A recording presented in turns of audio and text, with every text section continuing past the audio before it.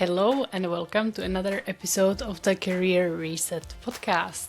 So today I have a topic for you that I'm very surprised I haven't spoken about yet, because if I had to say one thing that comes up in all my conversations with clients across working with job seekers, working with people who are changing careers, working with people who just want to stay in their current job but progress further, the number one thing that always comes up, that it always comes down to, or that is in some way involved in the process, is confidence, more specifically, lack of confidence. And it's this thing that, all of us would probably want to feel more confident and less insecure. And it's not my goal, and it's not even necessary to become some absolute confidence machine that you never experience any self-doubt. I think that's not even really good, but most people that I talk with, like, the confidence is really at such low level that it prevents them from enjoying their careers, progressing, getting exciting opportunities. They pass on exciting opportunities because they are not confident, and that is a shame. And that is what I will try to fix in this episode by giving you some very practical strategies that have helped me to grow my confidence. I have to say that I don't actually think about it so much on a daily basis, or that I would consider myself a confident person. For me, more than some kind of personality trait that I want to have or strive towards, it's about that confidence is a tool that I need to do the things I want. So obviously to work with clients, I need to be confident that I can actually help them. To promote my services, I need to be confident that my services are worth the price that I'm charging. I show my face a lot, like I do in this podcast. So I need to be confident to show my face at the most simplest level. Like, it's just a tool that I need to do the things I want. So that's the way I'm gonna approach it. Not to become confident for the sake of it, but how to get just enough confidence to go after what you need, and how not to be stuck in this constant self-doubt. I experience this so much with my job-seeking clients, that they have been waiting for months for an interview invite, and then after we get together and they improve their CV, LinkedIn profile and all that kind of stuff, they finally start receiving the interview invites, but they always think that something has gone as if wrong, that like there has been a mistake, that the company has made a mistake. And from my experience in recruitment, I can assure you that no company is inviting candidates by mistake. No company wants to waste time on interviews out of pity or charity. The only reason you are invited to an interview is that the company wants to get to know you better, and that they saw something really great and really promising in your application. That's the whole truth of it. Like, it's very funny to me to imagine that when I was recruiting, that we would go through the CVs and then we would say, okay, this person, they clearly don't have the experience, but I feel really bad for them, so let's just invite them for an interview. Like, no, absolutely not so. You really can and should be sure that if opportunities are coming your way, you have somehow, by doing something right, you have deserved them. And I think job search in general is like the first step where I can spot very clearly, very well, whether someone is confident or not. Just from the way you communicate your experience in your CV or in your LinkedIn profile, I can tell if you are confident, and even more than in the interviews. And I think people often don't realize how big of a role this plays in the decision making, because especially an interview, it's a bit like a mirror. Obviously, the recruiter or the hiring manager, they are trying to understand your background a bit better, but it's not just about objectively listening to the words you're saying. It like, your confidence and the way you say it plays such a big role. And if you are not coming into the discussion being confident in your skills and presenting your skills as something really, really valuable potentially to the company, then the person interviewing you won't see it either. It's like, if you bring confidence, the other side will see it. And if you lack the confidence, the other side will also lack confidence in hiring you. So that's why it's super, super important. It's not about just being more confident for the sake of it, as I have said. It's something that plays such a big role in the hiring and interview process. And I have been hearing so many times recently that people did not proceed in an interview at a later stages, let's say second, third, or even fourth stage, like at the very last stage, they didn't get an offer.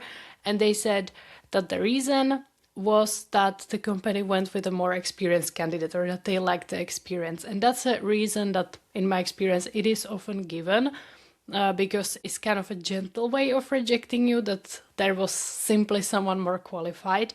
But at the later stages of an interview, this is not the reason why somebody is rejected. It's a reason that is given, but it's not the full reality. Lack of experience is the reason why someone is not invited to the interview in the first place, but not so much why you are rejected at the very final stages. Often the reasons at that point are something that is a bit less tangible. I would so often hear from the hiring managers when they told me to have this lovely call with candidates to tell them they are not proceeding further. And I asked, okay, can you give me the reason? I need to give the candidate some reason. And the hiring manager would tell me something like, I just can't put my finger on it. Like the other candidate, they were just better. I said, okay, well, that's great. That really gives me something to work with. Sarcasm.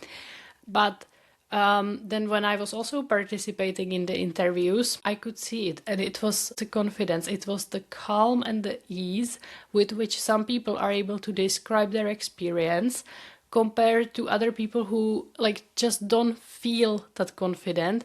And so they often over-explain, or they second-guess themselves, or they would get kind of stuck and not answer properly. And I know it's not really fair. But on one hand, what is in the job market? And on the other hand, you need to look at it from the perspective of the company. What do they have to work with? They have, your CV, and then they talk to you in an interview, and they are trying to make a really good decision about whether they can trust you.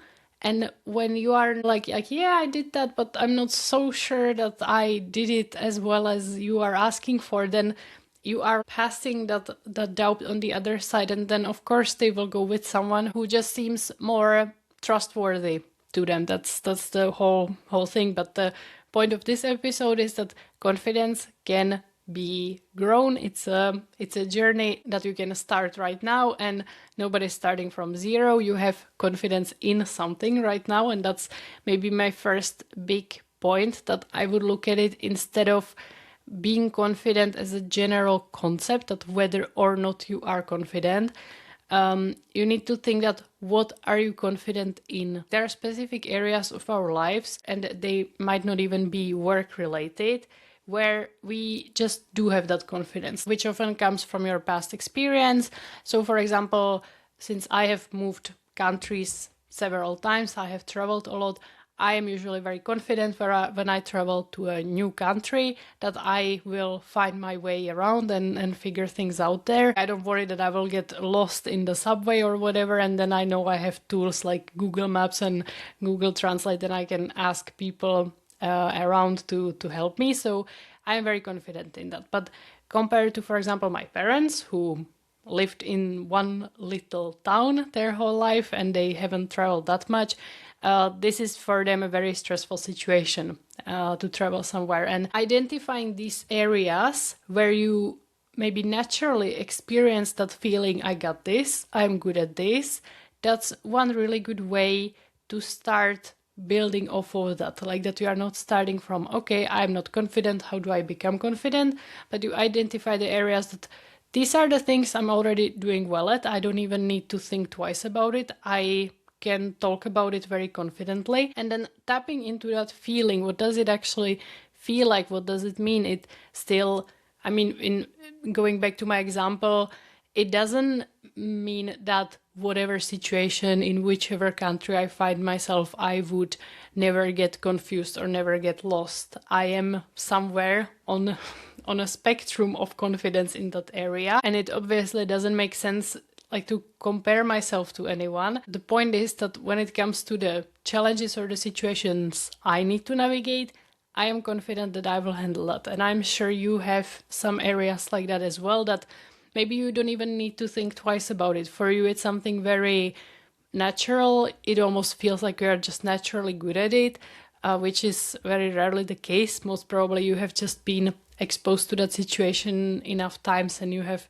learned and navigated some challenges, and that has grown your confidence in that area. And we always tend to compare ourselves to people who are above us and who are further. I don't know what's that about, but when I compare myself to my parents, and it's not a fair comparison because they sacrificed a lot so that I can be in the situation where I can travel and move countries from early age. So like I acknowledge it's not because I'm such a great natural traveler, but that I have been given opportunities that helped me develop that skill. So it's not the point to put yourself above someone else, but it's just to recognize that, okay, that's interesting to me. In this situation, I don't feel any kind of stress or worry or self-doubt. I feel like I got this, and other people might not feel like they got this. So that doesn't mean that I'm a better person, but that means that in this area, I happen to be more confident. Because it's funny that the confidence as a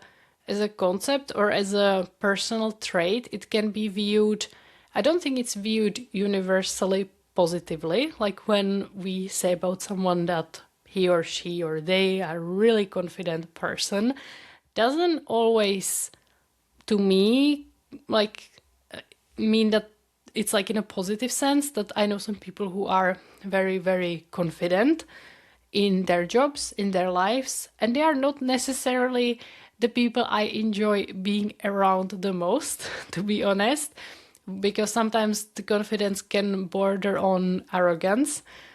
And it can also be somehow uncomfortable to be around people who radiate this natural confidence, because it forces this comparison that I was talking about, that, oh my God, this person is so confident and so effortless. And sometimes the confidence can feel, to me, intimidating.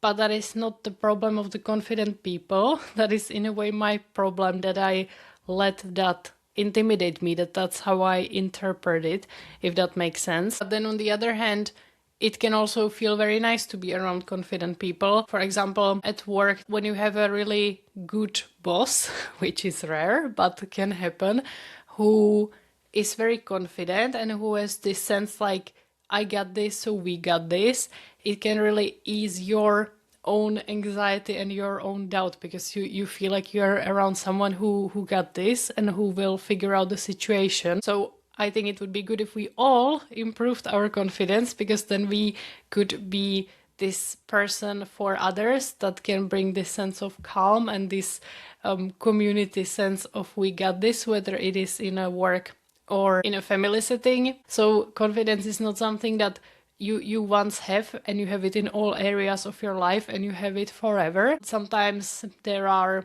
times of your life when you feel more like you got this, then there are times in your life when you feel less like you got this, but these small glimpses of confidence always appear, and it's so important to recognize these moments, to look back and say, hey, I got this. I handled it really well. I showed up. It wasn't an easy situation, but I handled it well. So that gives me confidence that if a similar situation comes up in the future, I will be able to handle it well as well. And if I go back to my, I got a bit sidetracked, as I do often in this podcast, but if I go again back to talking about how confidence shows in a recruitment process. So if we step even before the interviews, the way people communicate their experience in a CV can tell me so much about their confidence, because I could have two people who had the exact same job, maybe in the exact same company and same team, and one of them will communicate the experience like, I did this, I managed that, I ensured this, I own this function, and so on. And then the other person would word it more like, I contributed to, I collaborated with, I was a part of a team that did this and that. And I mean, I can't know where is the truth. That's the whole thing in recruitment, that when I see the CV, I can only make judgment based on the information you are giving me. And there are basically certain ways that makes you look more like a catch than others. And this kind of, I was just part of a team that achieved something, or even people will, in the CV and in the interview, they will, instead of the word I, use the word we. And I know it is difficult in an organization attribute to what specifically you did and what was the company doing, or what was just you following a company set process or policy. Like for me, I work now in my own company. I do everything myself. It is very, very easy to say I do everything. There is no we in here. But when I was a recruiter, I mean, of course, I did my job for 8 hours a day, and I didn't come up with the processes. I was just following the processes the company set. And on most recruitments, there was 2 of us working together. So in a way, yes, we did it. And there were things that collectively as the company we succeeded in. For example, the agency that I work with, we often contacted people directly on LinkedIn, and compared to some industry standards, we had a very good response rate, like how many potential candidates actually responded to us. And that was something that was company-wide because of the processes that we used. So yes, it was we had a very good response rate, but it's equally true that I had a very good response rate, because in the end it was me who was sending the messages in my recruitment projects. And there was one recruitment that I was running only by myself, but then mainly we found the right candidate. It wasn't that only I found the right candidate, but it doesn't matter. I was a part of it. There were things that I did that changed the whole course of that project. So it's not a lie if I say I recruited people. And this can sound like such a word game and such a simple thing that can it actually make a difference. But I guarantee you that it does, because when I was in interviews, I was mainly in technical interviews with developers. So then we asked how did you develop this app? And then the candidate would say, well, we first examine what are the key features for the users. And he just kept saying we. So that it started being almost suspicious that, but you are now in this interview. It's all about you. You need to tell us that you, one person, not your team, can do it, because we are not hiring your team, we are not hiring your company, we are hiring you. And an interview is not the time to be humble, to try to give credit where it's due. In an interview, in a CV, in all these application materials and processes, it's all about you and you giving yourself a credit. The company is doing the same. They are picking the best of the best, the most exciting parts of the job and of their company, and that's what they are presenting to you. They are not talking about their scandals, they are not talking about their interpersonal issues. That has no place in an interview. Even though we all know that no company is perfect, and even if we do our due diligence and we make the right decision about which company to join, there will inevitably be things that are not working 100%. But if the company has the right to do that, also you have the right to do that. You are not there to give them the most accurate portray of your experience. You are there to give them the highlights, the things you really can say confidently, the things you stand behind, the things you did, and that's what they want to hear in the end. And it may now sound like maybe you're reflecting on some of your past interviews for jobs you in the end got, and you think I don't think I was really that confident in the interviews, but I somehow got the jobs. But the thing is that then what I see very often, it carries with you to the actual job, and then you don't feel confident in your results, and then you don't feel confident to ask for a promotion, and it stays with you. So that's why I think in the job search process, there are a lot of ways you can practice growing your confidence, and that's a really good a skill set to then carry with you into your job and into your career in general, because once you grow your professional confidence, it mainly stays with you. This is not 100%. The confidence journey in our careers is not straight line up, because inevitably there will be setbacks. We ask for a promotion and the promotion doesn't go through, or we suggest some idea to the company and the idea is shut down. Or there can be even bigger things like that we can get laid off, or our colleague who is less competent than us gets promoted over us, and like things that can do a lot of damage to our confidence. To be honest with you, I quite worry the current situation and like the wave of layoffs that is happening globally, that the economy will recover at some point and companies will start hiring, and there will be more jobs and there won't be as many layoffs. That's like from economical cycle theory, that it's inevitable that it will happen. But the damage this situation has had on so many professionals, I really worry and wonder if and how we will be able to fix that. And this is something I've also talked about in different episodes, that I just see people really struggling when things are not black and white, that we want to either say, okay, I'm not confident, or I am confident.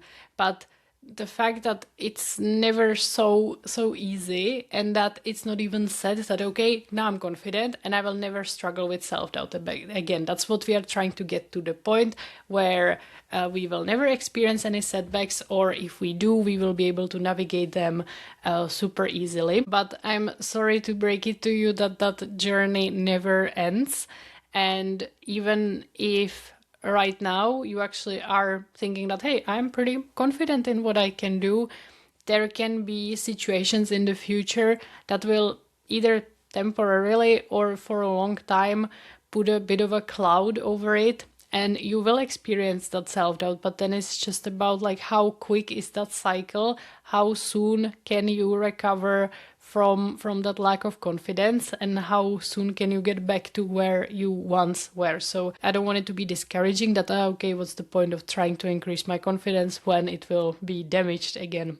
But you will get back to the original level faster, and that's the same with lots of professional skills. And I would say that the really good starting position is to decide, I am not the biggest expert in the world, nobody is, but in some areas I'm really confident. I mean, whichever field you work in, you know more than 99% of the population. It can sound crazy, but it's true. Like, I'm a better career coach than 99 point whatever many 999 percentage of the population. I'm not the best career coach out there.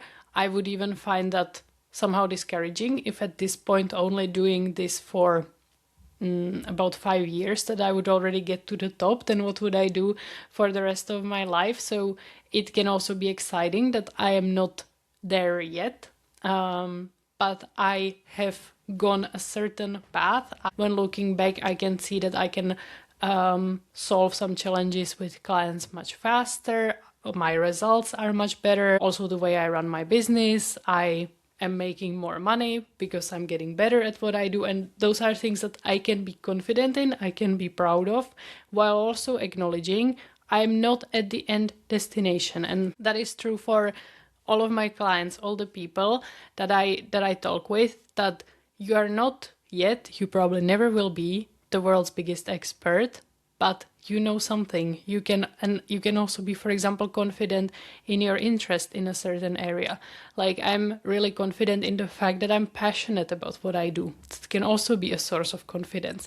And I believe that that passion can get me over certain hurdles that I experience on the journey. And especially when we are experiencing some setbacks, then it's really important to dissect that situation and to think of how much of the situation I could control, and can I be confident in me showing my best in what was actually in my control.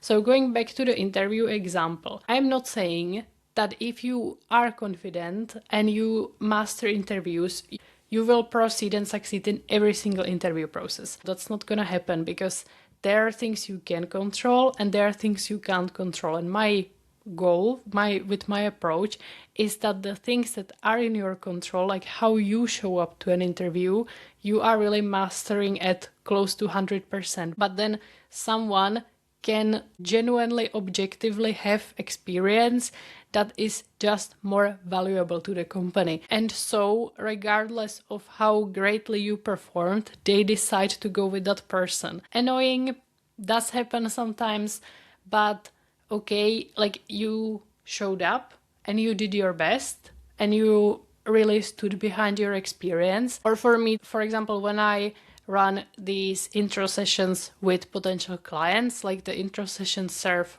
a lot of different purposes for me and for the other person. Obviously, we get to know each other. I get to know the other person's situation. They get to explain it maybe for the first time, actually being able to openly and honestly talk about where they are at with their career, and saying that to a professional who can actually take the conversation further and set it into some kind of frame of reference, instead of telling it to a friend who says, yeah, that sucks, I'm sorry for you, which is also valuable.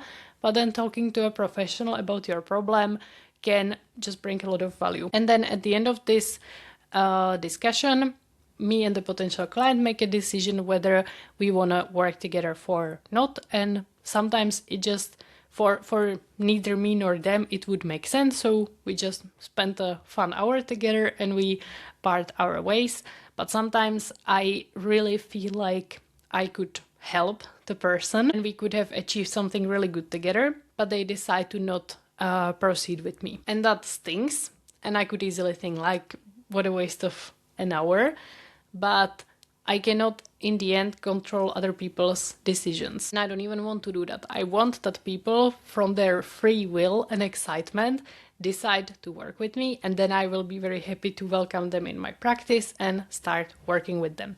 But this was definitely not my starting point, that I would be able to say, from what I could do in the discussion, I did the best I could. I explained, I listened to the person, I asked really good questions, I felt confident that I could help them, I tried to explain the value of working with me as best as I could, but that in the end, the person decided this is not for me, that doesn't diminish that I put in a really good effort and I can be confident in that. And sometimes it can even be that the chemistry is not there. I don't think the person really resonates with me, and that can also happen in an interview. You can be confident that you did your best, you really showed up, but you're also confident in deciding that this company is not the right for you. And that's really like career mastery, if you are able to decide to be confident in a decision whether or not something is the right opportunity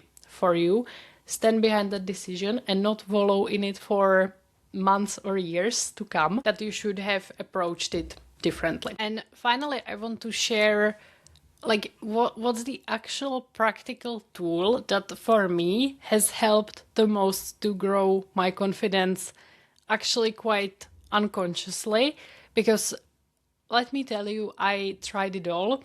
Now looking back, I understand why for most of my career I did not feel very confident, because I lived in a different country where I didn't speak the language.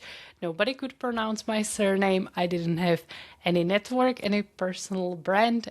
I didn't have anything. So it would be quite strange and frankly impressive if with that starting point I would be able to feel really confident in myself, in what I do, which was not the case. So instead of acknowledging that, I tried courses, I tried podcasts, books, I tried these affirmations where you write 100 times every day, like, I am super capable person or whatever, and then you're supposed to brainwash yourself into believing it.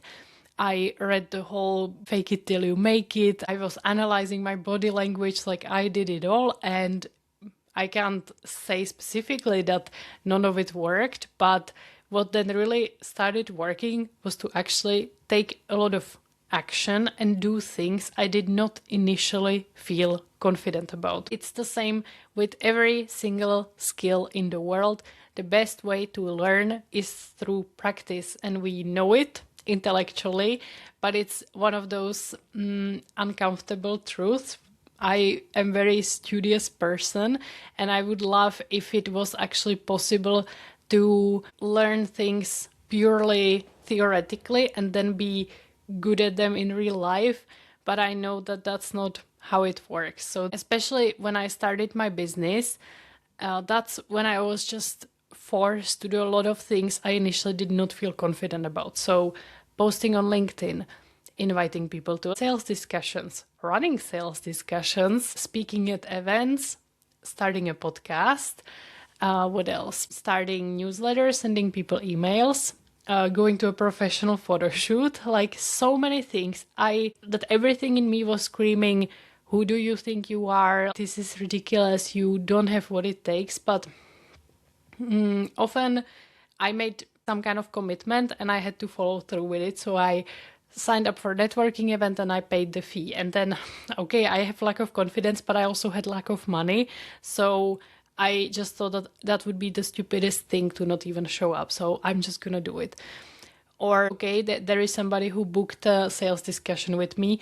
I have to show to the call. Like, I don't feel 100% confident. I don't feel even 50% confident, but I just have to show up and go through with it. And then when you do this enough times, you realize, hey, it wasn't that big of a deal. I definitely could have done it better, and I will work on it in the future, but it went fine. I got this. I can do this. And then it starts with, I feel physically sick from doing this, but I survived, to that was actually pretty okay, to, hey, I got this. This to me is like the most natural thing ever.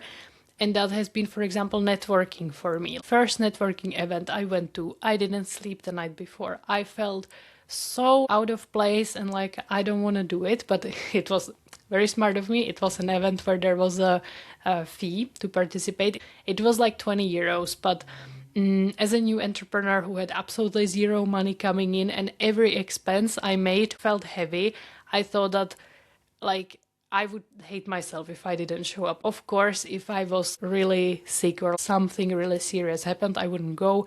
But if the only reason was I didn't want to, I had to be a bit of a parent to myself and tell myself that, okay, fair enough, I don't feel like it, but I'm gonna go anyway. It's like when I see parents taking their kids to daycare or to school, and the kid is like, I don't want to go to school, I don't want to go to daycare, and the parents acknowledge it. They're like, yeah, you don't feel like going, I understand, but you will go.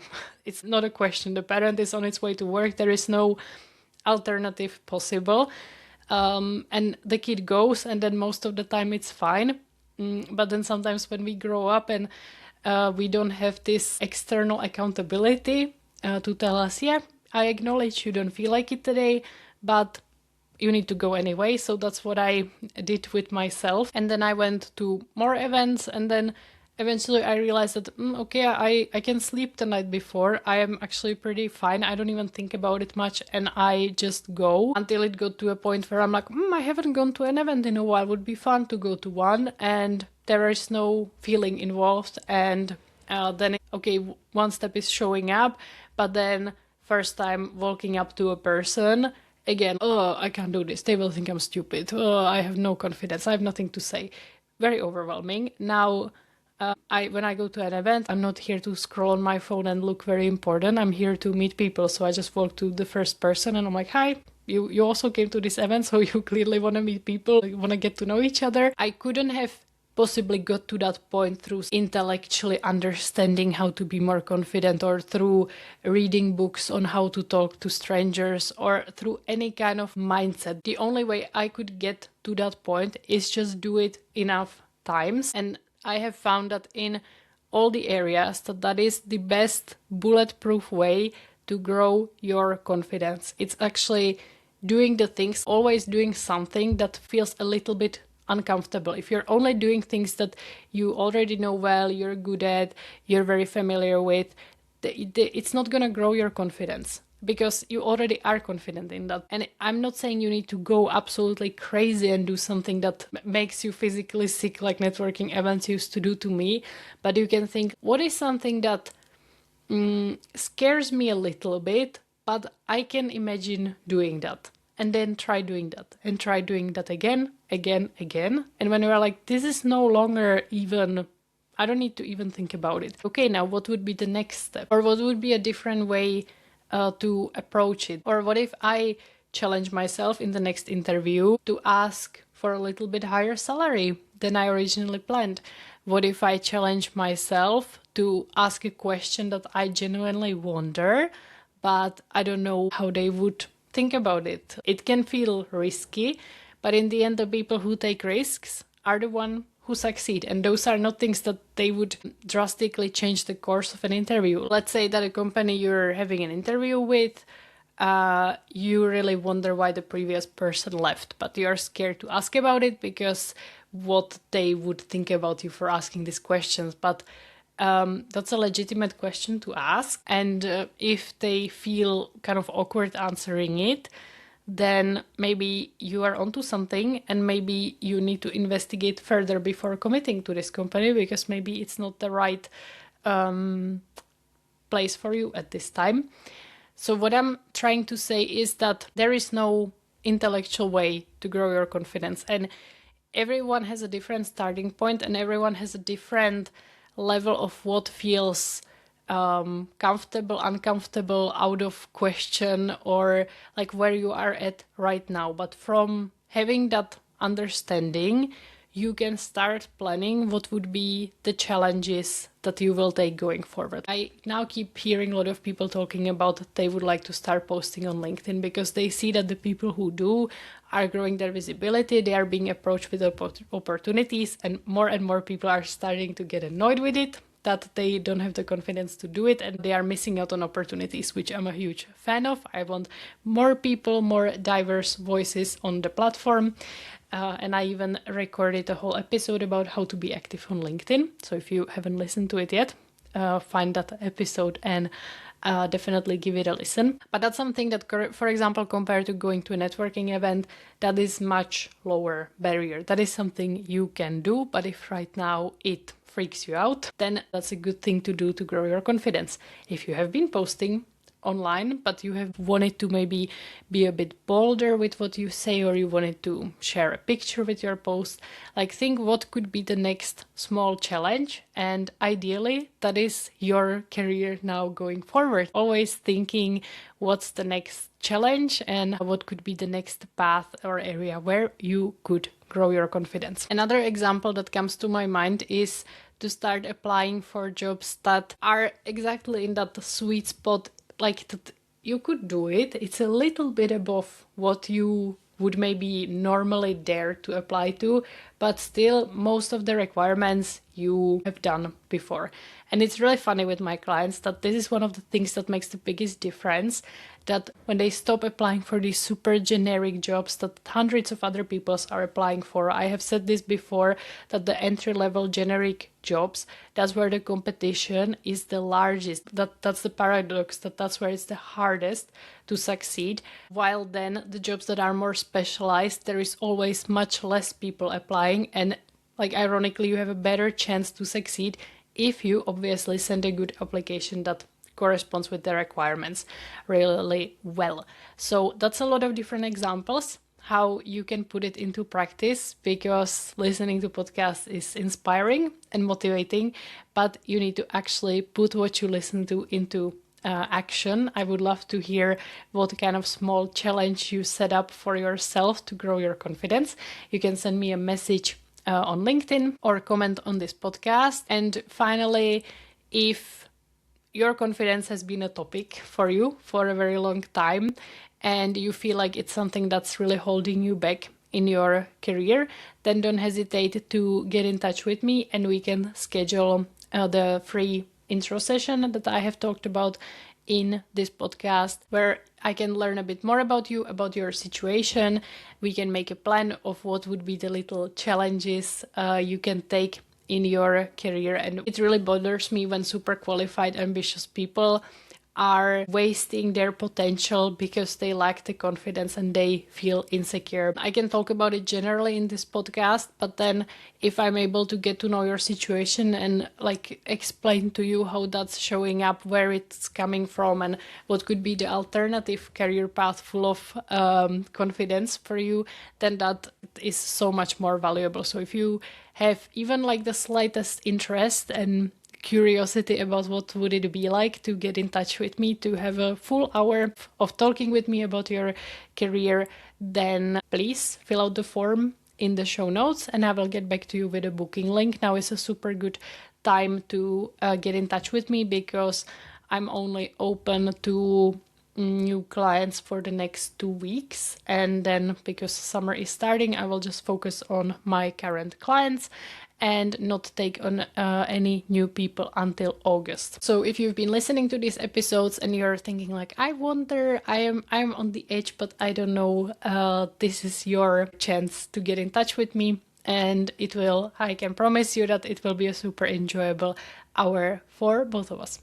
So that is my invitation to end with. I hope I will meet many of you in the intro session, and I hope you enjoyed this episode, and I will talk to you in the next one. Bye bye.